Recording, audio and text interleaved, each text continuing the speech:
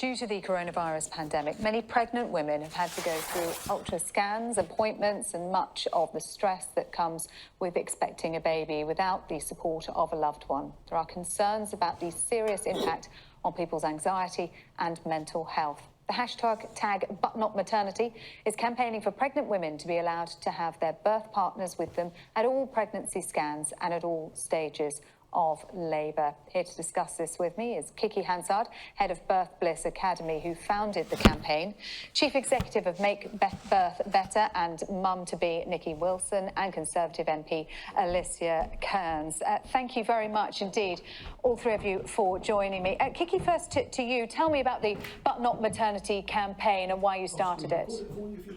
Yes, hello everyone. Thank you for inviting me here today. Yeah, so a bunch of doulas at the Birth Bliss Academy was getting increasingly worried and concerned for our clients who were not being able to have the support they needed throughout scans and the birth and postnatally. And we contacted change.org. There was a woman there called Holly who has started a petition. And we thought we have to do something since the guidelines were actually changed back in, I think it was the 5th of June originally. And we saw things changing in society, in the rest of places, but not in maternity, hence the hashtag. And together with Holly and change.org, we started this campaign of posting different messages about, you know, how you can go to different places, to the pub, for example, but you can't have who you want with you through a scan, all those more important things, I think, in life. So that's how it all started. And then I think we also realized that most of people that weren't in the maternity world, like we were as doulas, didn't have a clue that this was actually going on because it wasn't consistent across the country either. So I'm so glad we started the campaign and raised the awareness and gave all these women and couples a voice to show how they were feeling and what they were going through. And Alicia came on board, and Nikki, and everyone, and many organisations, AIMS, Birthrights. I'm so happy to have been supported this way. And yeah, that's how it all started. Well, let's bring in Alicia now, because you've been campaigning to raise awareness about this and to make a change. What has changed since you started working on this?3/4 of NHS trusts having not changed their policy, despite, as Kiki said, the policy changing on the 5th of June, to now just under 2/3 of hospitals still haven't withdrawn their restrictions. So still a way to go, but that is thousands of women across the country who've been given partners at births and scans thanks to this.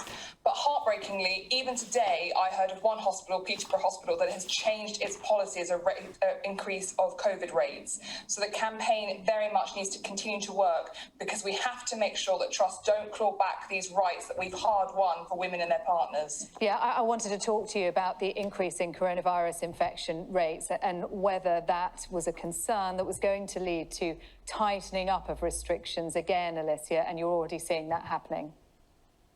I am heartbreakingly, as a mother of twins, and she's been told she can't have her partner with her for a scan. I absolutely accept we have to keep clinicians safe and hospitals need to be safe places to go to. But under Tier 3 guidance, 15 people from different households can go to a wedding. And yet we're saying that one woman with her partner, who has almost certainly been shielding with her for the last 3 months or is in a bubble with her, can't bring one person with her. That is not acceptable to me, and I will be fighting. I'm going to be writing to all NHS trusts today to ask them to make sure they do not claw back these rights, because it results in less good clinical outcomes for women. This isn't just about emotional support, this is about clinical outcomes. Nikki Wilson, why did you get involved? So I run an organisation called Make Birth Better. We're a collective of parents and professionals working together to end suffering from birth trauma. So we have a very real and strong concern about the impact that these restrictions are having on the rates of birth trauma in the UK. So birth trauma, just to be clear, describes the symptoms of mental or physical trauma relating to the birth itself or the circumstances around it. Now, pre-COVID, the baseline was already concerning. So at least 1 in 4 women in the UK feel in some way traumatised by their birth. And as Alicia said, we know that there's a really strong correlation between mental health outcomes and the level of support you get both during the pregnancy and the birth itself. So from our own research, during lockdown, we surveyed almost 500 pregnant women. We know for certain that the conditions for increased birth trauma are there. We are really worried about the unnecessary traumatic experiences which are playing out in hospitals every day. And you, Nikki, speak from personal experience here as well. Yeah. Yes, I had my first son 6.5 years ago, and I suffered from acute postnatal PTSD. So to put that in perspective, I couldn't leave this house without having a panic attack. I couldn't look out the window because I was suffering from hypersensitivity. I was suffering a lot of dark, negative, intrusive thoughts. There is no way that I would have been able to go through my second pregnancy. I'm now on my third, thankfully, but there's no way I would have been able to go through my second pregnancy without serious mental distress if I had been, pregnant during COVID. I had a very healing second experience, which is why I'm okay at the moment with my third pregnancy. But a lot of women suffer from something called tocophobia, which is an intense fear of birth. And during COVID, we know that level of fear is increasing. Kiki, pregnancy, childbirth is a time of great anticipation and joy for most, thankfully, but not always. Things do go wrong, and it can be extremely traumatic, as we've heard there from Nikki. And I guess that is why you are campaigning that it is so important that a woman is not alone. I think we have so much data and research to prove that you absolutely need a birth partner with you. So it's like Alicia was saying, and Nikki, it's not just about having someone there to hold your hand, which makes a huge difference in itself, but it's also just feeling safe and protected, and someone that can speak up for you and remind you of your choices and your options is so important. So not to be allowed to have someone with you is just, in my view, unacceptable. And the other thing is, you are talking about a family here.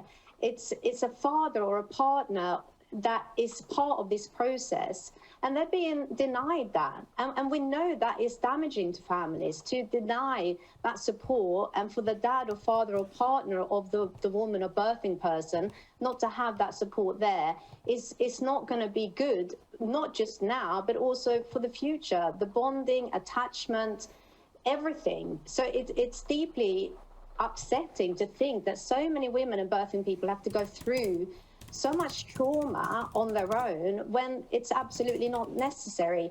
There is no reason to deny someone to have someone there during the birth of their baby. And also we need to look at this from the point of view that it's not risk-free to keep the restrictions there in terms of mental health, in terms of all those other things I mentioned. And the trusts really should look at this. They should show whether the risks are less if they don't welcome birthing partners compared to what the risks are by denying them. And I don't think we're seeing that. That's what we'd like to see. What are your data? What are you using? How have you determined that it's safer in terms of COVID to deny this right for women and birthing people compared to what the outcome is when they haven't got that support there? Alicia Kearns, it's not just about childbirth, though, is it? It's also about the scans during a pregnancy. And we often think about that, about getting a lovely grainy image that you can share and say, look at my baby. But actually, that is where some women will find the most difficult news delivered, and very difficult decisions have to be made. What kind of access is there to scans at the moment for women and birth partners?